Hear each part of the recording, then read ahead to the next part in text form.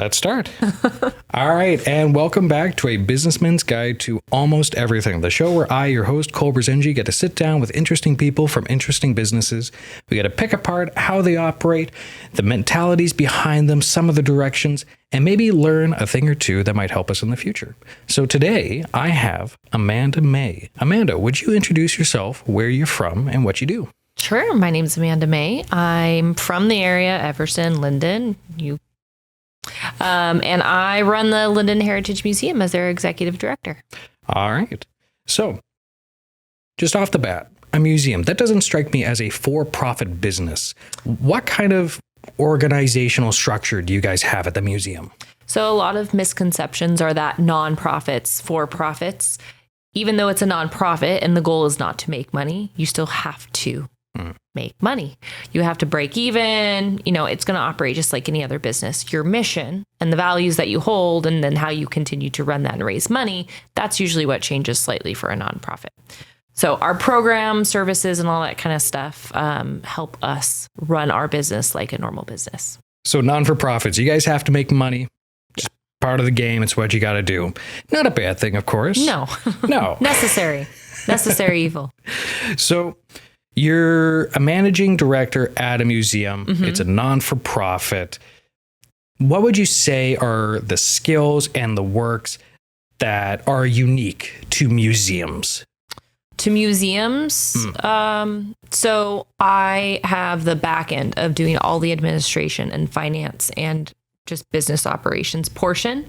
I would say that it's pretty two distinct categories. You have the business side, then you have the curator side. So history, dedicated, business oriented.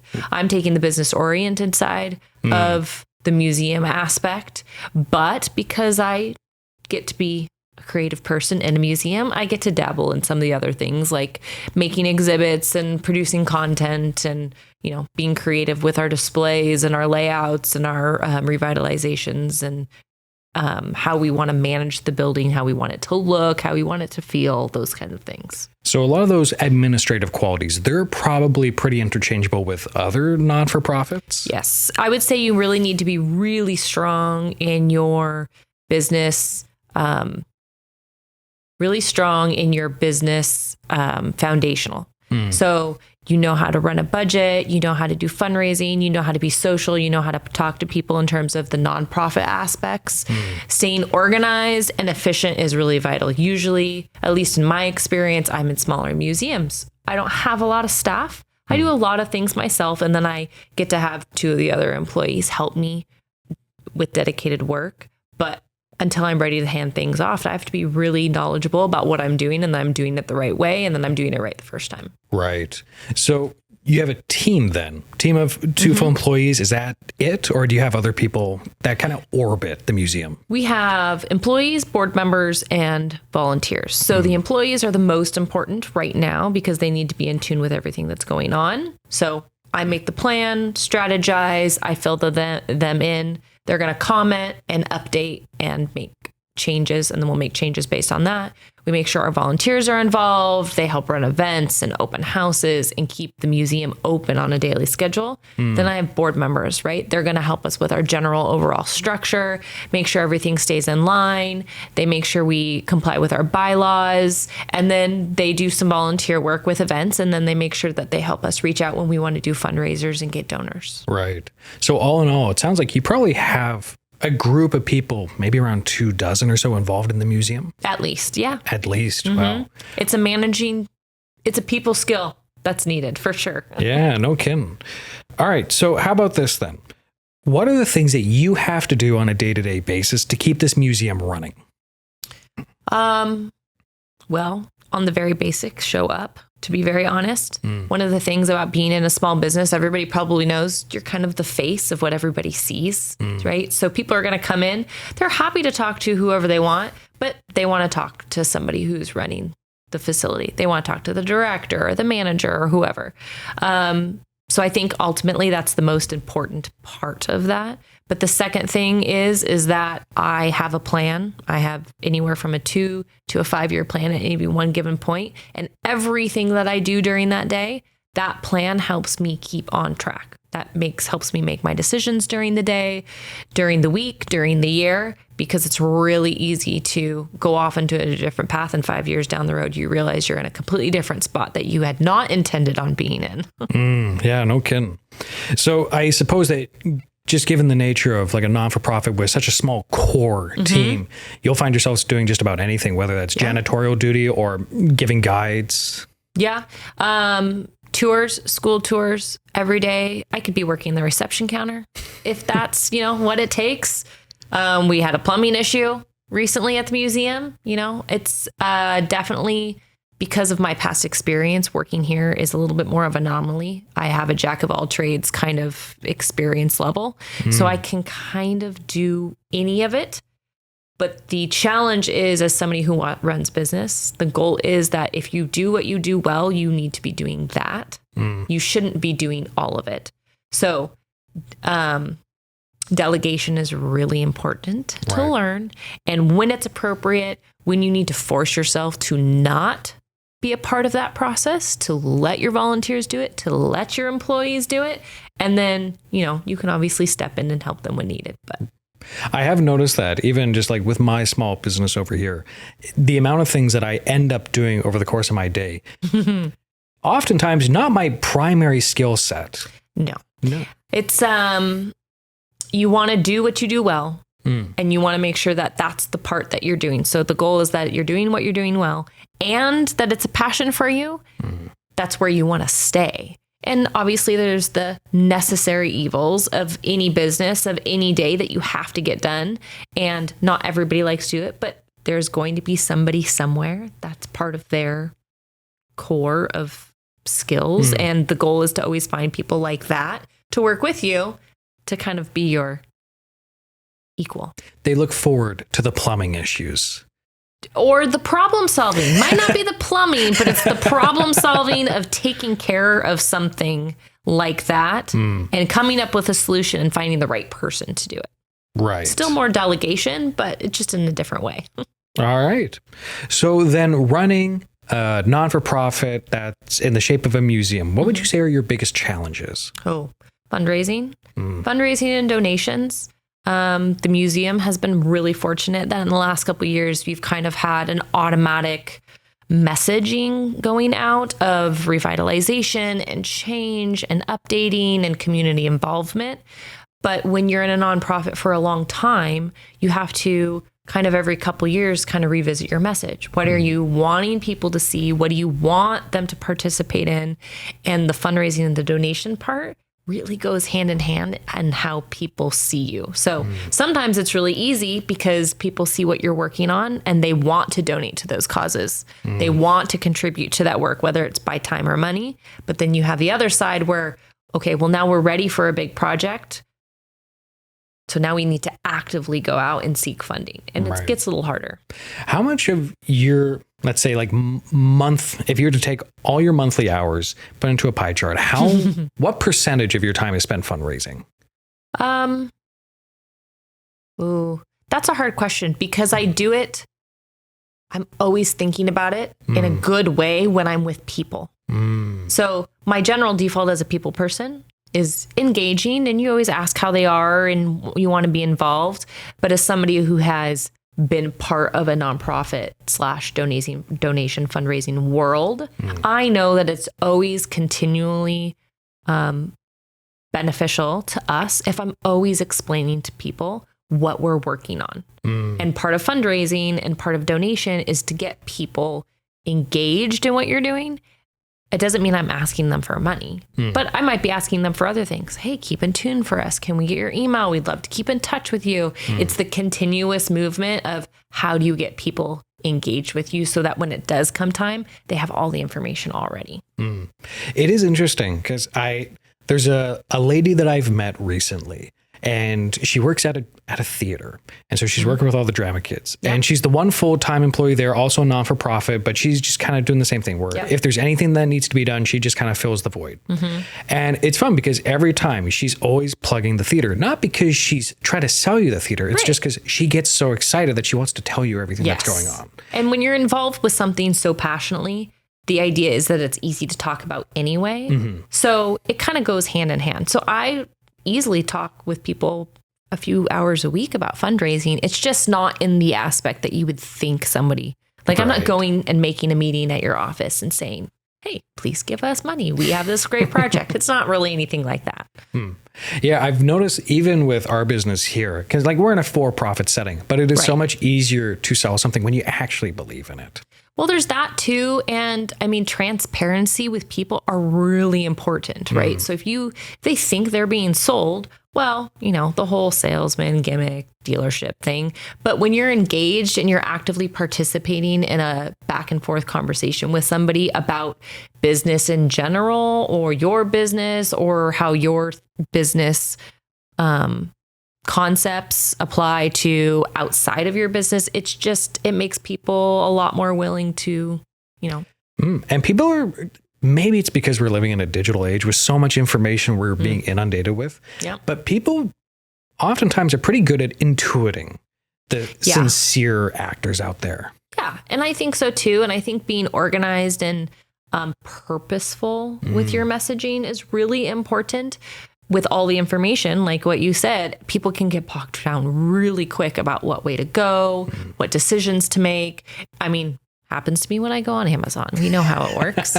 So it's just really important that when you have your plan, when you have a strategic plan, when you know where you're going, that it is a very clear path, that there's no resistance, that there's no confusion about what you're working on at the time. And when you have that, conversation comes around a lot easier. Well, let's move on from that to something a little bit different. You've alluded to this already, but your job, it's got very clear administrative duties, but you also have maybe not as obvious creative duties. Yes. Would you say that your job is primarily one or the other? And if it is mostly one or the other, how do you balance those interests? Actually, I would say that right now it is pretty equul. So, for example, we're in a 2-year plan, because we have a 50th anniversary coming up. Well, as part of that, we have some structural projects that, like we have an elevator that's getting installed. But because of that, I am designing a new library, which the creative skills of design layout and furniture and aesthetics and feelings, all that kind of stuff comes into play. And then we have a new exhibit going. And with that, I've got to ask, although I have an intern that I basically get to say, hey, we're going to go and look at content.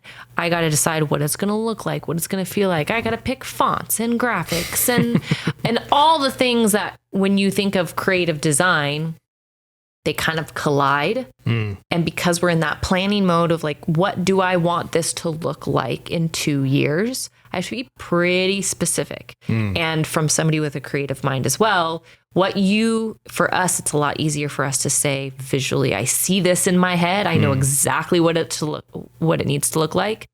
Most people cannot be described. You cannot describe that and have pretty much anybody understand what you're talking about. Doesn't matter how much detail you go in. Doesn't matter how many colors you use to describe what it is that you're trying to, envision. It's just, you got to have those drawings. You got to have those written formats. You got to have those outlines. And that's a lot of the process from the administrative side.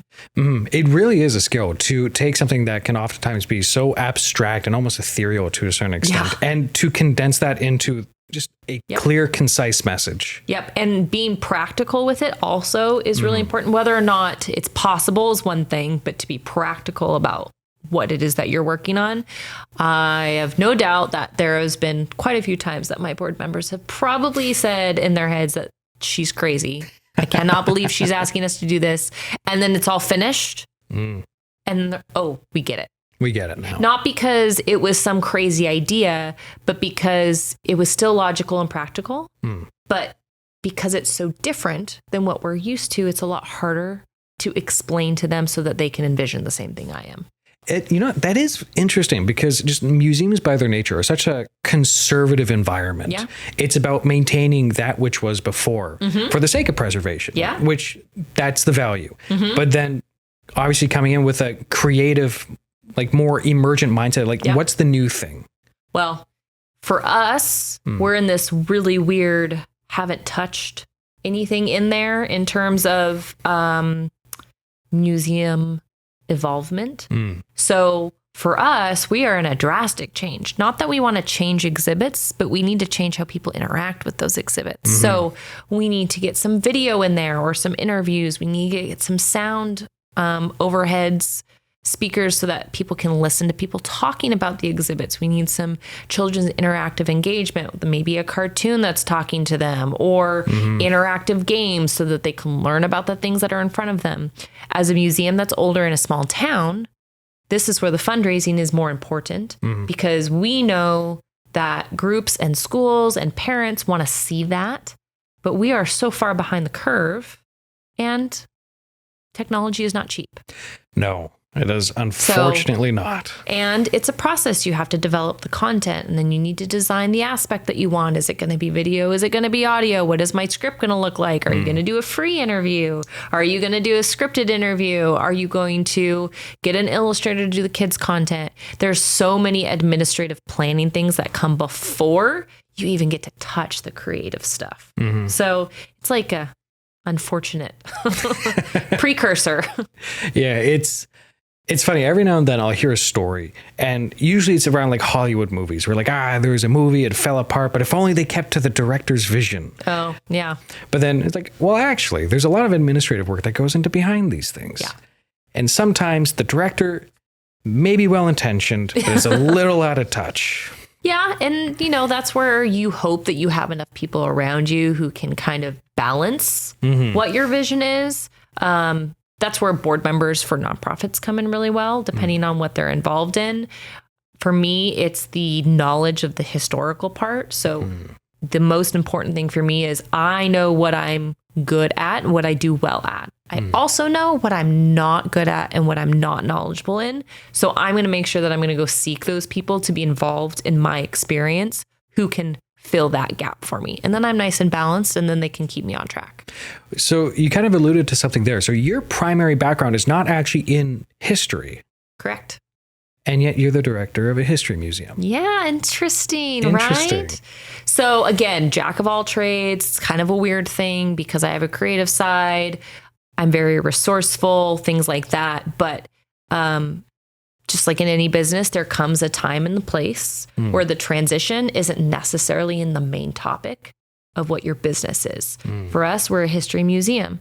We were set up in a way where we have content, we have exhibits people can look at, but we knew we needed to add more. But in the background, there was a bunch of things that need to be restructured so that in the future, when we have somebody who is more history oriented, they're not spending a majority of their day on the administrative stuff. They're going to be spending a majority of their time managing exhibits and developing content and telling the historical stories and building those out. Whereas before, the administrative and the organizational and the business side got a little bit more daunting of a task. So more time was spent on that. So I am in development of all of that. So whoever comes in, they don't need to understand it, but they do need to follow the process and the steps and the procedures and know who to bring in when they get to certain points. So it kind of seems like we're in a bit of like a pendulum swing. At one point we swung really hard to the really high historical focus and just really enriching the exhibits that were there. But because of that high specialization, some other parts of the business suffered a bit of attrition. And so we're swinging back to really address those points and then setting up the groundwork for, are you like a new director that kind of meets in the middle? Still more heavy on the history side, more heavy on the curation side. But yes, and we were fortunate enough that because of my creative side, as we were doing that swing, heavy on the administration, heavy on the business, I could still dabble in the exhibit enough to keep it like current as we were building. So we did like a little temporary exhibit, or we did like the John Deere tractor that's in the front corner right now. Okay, well, I made connections with people who were in that. So even though I designed it and I got the information, I may be an expert now, but I'm not an expert in that topic. So it's making sure that there is a time and a place for that to be in the front, to be the new priority for a limited time, and then taking a step back and then going back to the focus and then building. So now we've been a little bit more exhibit oriented. We had our country music thing this year. Our themes are more heavily history oriented. We're thinking about exhibits over the next year. So now it's a little bit more balanced, but I spend less time in the daunting day-to-day business administration stuff. But now the stuff that I enjoy, which is the strategic planning long-term, now I get to focus on that stuff. Right. So it's very much a building point of saying you need to start with your foundation and you need to build structure and efficiency in each step, and then you need to maintain it as you grow. And that is how you ultimately expand. So I think that's an interesting example where the historical angle is, I don't want to use the word weak spot, because I think that's a little harsh. But it kind of is, because it's a little bit more specialized. Yes, that's a good word. It's a little bit more specialized. So it's not weak as in the point, like it's a bad, it's the breaking point. It's just that it's, somebody needs to love history. They need to know how to research it correctly. And somebody who is resourceful can figure it out. But when you talk to, say, the intern that we have at the museum versus me, there's a very big difference in the conversation. Not that I don't enjoy it, not that I don't find it interesting, but when you listen to them speak, their background and their skill set and their experience just provides more to the conversation. So, and like continuing with that idea, you've talked a little bit about how you surround yourself with employees specifically that are able to do skills that are specialized or have that interest that compensates for it. Yeah. With this historical angle, how have you historically been compensating for that lack of speciality? Good board members, making sure that people are on our board that have that rich history, that rich heritage, the expertise, also knowing that I need to be in touch with them to know who they know, because a lot of it, because it's local heritage, it's finding businesses who started here, people who ran those businesses because they grew up, if it's agricultural related, and I'm doing farming or agriculture or John Deere, they didn't go, well, they might have gone to school for it, depending on what it is, but they lived it. They breathed it. They know all the ins and outs. They know how the business side works. They know how all the agricultural products come out of that. They know all of that. And the resourcefulness on my part benefits from the fact that then I can go and find those people, and I need to ask the questions, and I need to make the appointments, and I need to bring them in. And then I'm going to gather all the information and then ask how they want to participate in the project. Interesting. So it's extensive interviews and almost like a consultation process where you're bringing them on board afterwards. Yes. Jim Hale, he was the one who had the North Washington implement the John Deere dealership that was local. He was a big part of the exhibit that we did because he was a connection from my board member. Well, the employees that worked for that company were a connection from his part. So I literally just worked down the tree line of who's connected with who, what part did they play, and we did interviews, or I got more information, or they brought in things that were beneficial to the exhibit, or they fact checked me. So I literally brought in 2 or 3 different people, and I said, here's where I'm at. And I had a display out there, and I had my content printed, getting ready to go into final production. I said, critique away. Tell me what doesn't make sense. Did I spell something wrong? Does the date seem weird? And being willing to be critiqued is also really important, because that's how I grow, because it kind of tells me where my weak point is and how I find information, but it also makes sure that what I'm doing is truly correct. Right. Like I'm accurate in what I've found. All right. Well, kind of in the same vein, let's talk about the exhibits that you have. How do you curate them? How do you manage them? How do you come up with them? Starts with brainstorming session. What is the idea? Even a title. So a title can go a long way. What's the purpose? What do we want people to learn from it? You got to figure out what you want people to walk away with before you can even start adding the content. What do you want them to be looking at? What do you want them to feel? Is it more story-oriented? Is it more fact-related? Do you want an activity? So you kind of figure out a couple pieces, And then it's all about the information. Notebooks, printouts, looking for videos, how far back do we want to start? So deciding how far back we can even find information. It's a lot harder than it sounds. And multiple conversations of literally gathering information. Okay. When we did our history of country music, we had a meeting with our committee every week. But every day I was searching for information. And then probably every so often, then you throw out the information you've decided you don't need, or you put it in a different pile. And then it's content gathering in terms of pictures and audio. How does your audio and your visual support your story? It's a lot. It's basically like putting together a giant puzzle, to be honest. No kidding.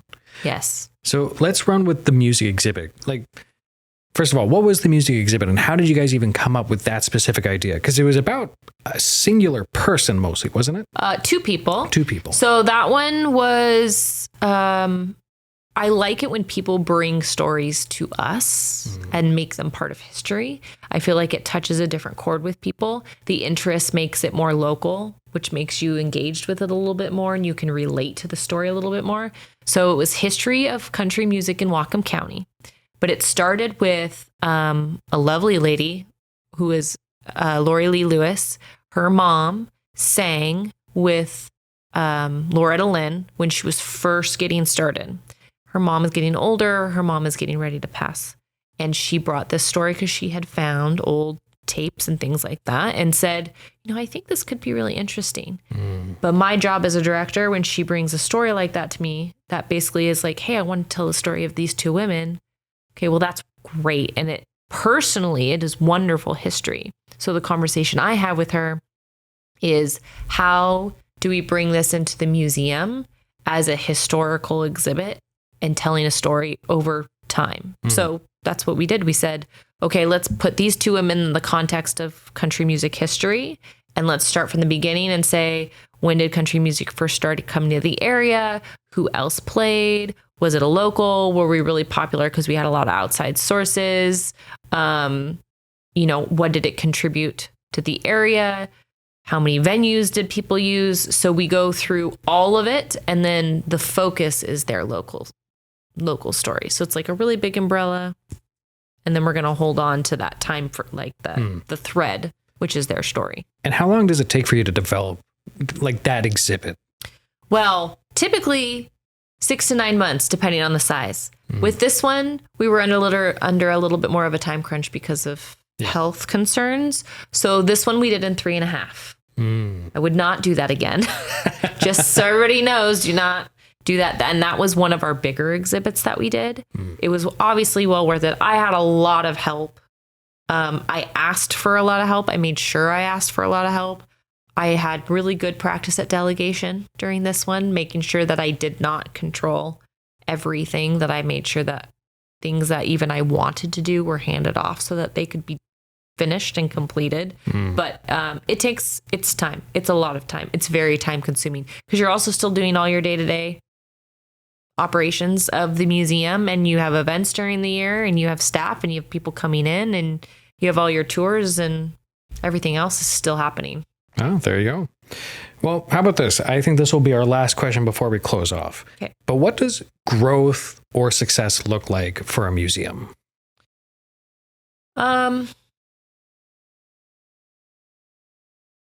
Reality-wise, you have to make money because the money is what allows you to do the good things in very simple terms.